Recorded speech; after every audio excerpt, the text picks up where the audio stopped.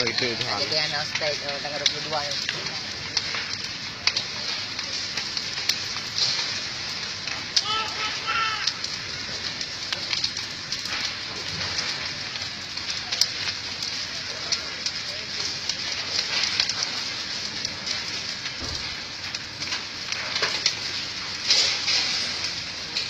Apa dah kabel yang Memang berkah mandi di dalam.